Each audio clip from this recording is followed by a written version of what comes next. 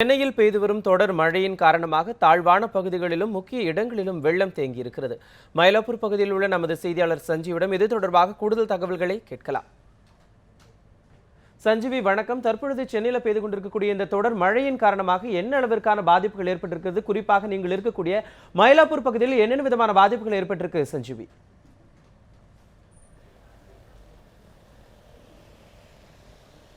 மனோஜ், தென்மேற்கு வங்கக்கடலில் ஏற்பட்டுள்ள குறைந்த காற்றழுத்த தாழ்வு மண்டலத்தின் காரணமாக தமிழகத்தின் தென் மாவட்டங்களில் ஒரு சில இடங்களில் நேற்று மழை பெய்தது. இதைத் தொடர்ந்து இன்று காலை முதல் சென்னையில் சில பகுதிகளிலிருந்து பலத்த மழை பெய்துகிறது. இந்நிலையில் இன்னும் அடுத்த 24 மணி நேரத்திற்கு அடுத்த 2 நாட்களுக்கு குறிப்பாக தமிழகத்தின் வட மாவட்டங்கள் திருவள்ளூர், சென்னை, அதே போல காஞ்சிபுரம் உள்ளிட்ட மாவட்டங்களில் பலத்த மழை பெய்யும் என்று சென்னை வானிலை ஆய்வு மையம் எச்சரித்துள்ளது.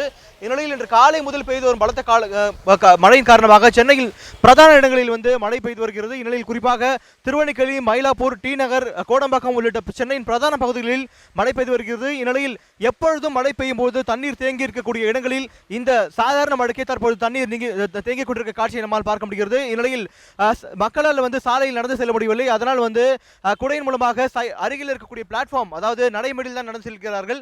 இந்நிலையில் சாலை முழுவதும் தற்போது தண்ணீர் தேங்கி நின்று கொண்டிருக்கிறது.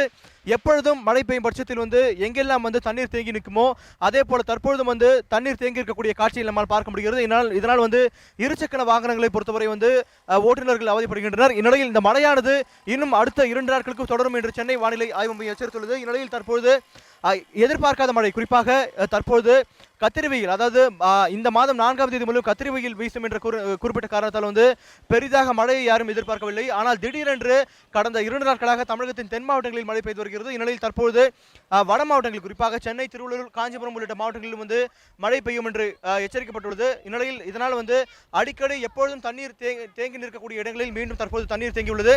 இந்நிலையில் மீனவர்களை பொறுத்தவரை அடுத்த 2 நாட்களுக்கு கடலுக்கு செல்ல வேண்டாம் என்று வானிலை ஆய்வு மையம் எச்சரித்துள்ளது. மனோஜ், நிச்சயமாக சஞ்சீவி, இந்த சென்னையில் பெய்யக்கூடிய இந்த மழையின் காரணமாக ஏதாவது பெரிய அளவில் பாதிப்புகள் ஏற்படும் பட்சத்தில் அதனை எதிர்கொள்வதற்கு சென்னை மாநகராட்சி தன்னை எப்படி தயார்படுத்திக் கொண்டிருக்கிறது சஞ்சீவி?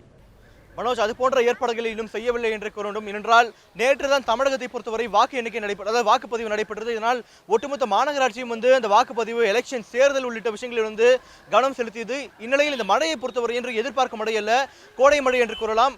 எதிர்பார்க்காத நிலையில் தற்போது மழை பெய்துள்ளது.